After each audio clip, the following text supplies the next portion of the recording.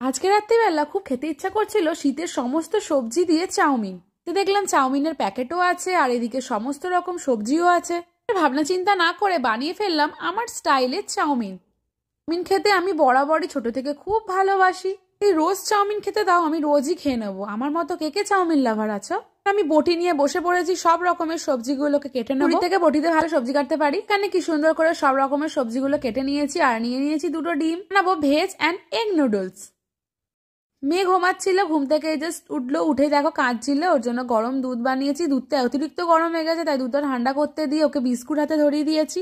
আমার মেয়ের চোখ মুখ ফুলে গেছে, বুঝতেই পারছো তাহলে কত ঘুম দিয়েছে। আর ঘুম হলো কোথায়, খিদে পেয়েছে আর দুধটা করে ফেলেছে অতিরিক্ত গরম।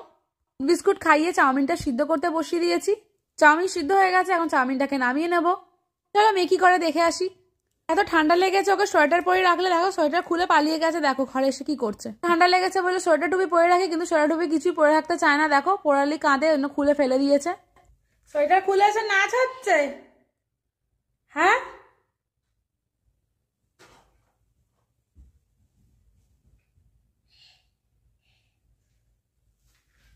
এখন মেয়ের নাচ দেখে চলে এসেছি চাউমিন বানাতে। আবারও পুরো রান্না করে বোতলে তেল শেষ হয়ে গেছে, তাই তেলটা ভরে নিলাম। এখন সবজিগুলোকে ভেজে নেবো, তার আগে আগে ডিমগুলো ভেজে নেবো। চাউমিনে আলু দেবো, কিন্তু ভাবলাম না চাউমিনে আলু দেবো না, আজকে আলু ছাড়াই করবো।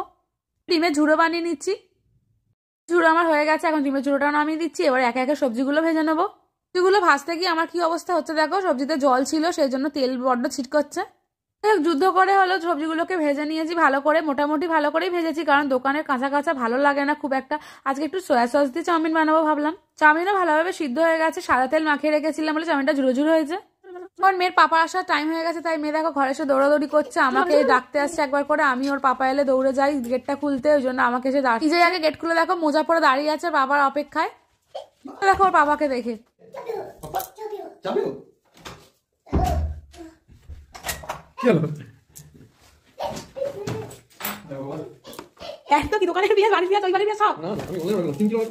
পেঁয়াজ ছিল না, তাই ও পেঁয়াজ নিয়ে এলো। এখন পেঁয়াজ দিয়ে চাউমিনটাকে ভেজে নিচ্ছি।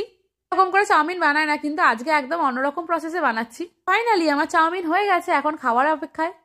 এখন ও হাত মুখ ধুয়ে আসছে, আমি ওর খাবারটা বেড়ে নিয়েছি। চলো এখন খেয়ে নিই। তো যেমন হয়েছে দোকানের মতো, খেতেও কিন্তু খুব ভালো হয়েছে। ঘরোয়া ভাবে বানাইনি চাউমিনটা, আজকে একটু দোকানের স্টাইলেই বানিয়েছি। চাউমিন আমি খেতে চাই না, বাড়িতে বানালে আলু দিয়ে চাউমিন বানাই। কাল বলে এত রকমের সবজি পাওয়া যায়, তাই ভাবলাম একটু শীতকালের সবজি দিয়ে না বানালেই হয়। শুধু সবজি আর ডিম দিয়ে বানালাম, কিন্তু খেতে কিন্তু ভালোই হয়েছে। আর বেশি কথা না বলে শীতের রাতে গরম গরম ধোঁয়া ওঠা চাউমিন খেয়ে নি। আরো ভিডিও দেখতে হলে আমাকে ফলো করে আমার পাশে থেকো। সবাইকে টাটা, গুড নাইট।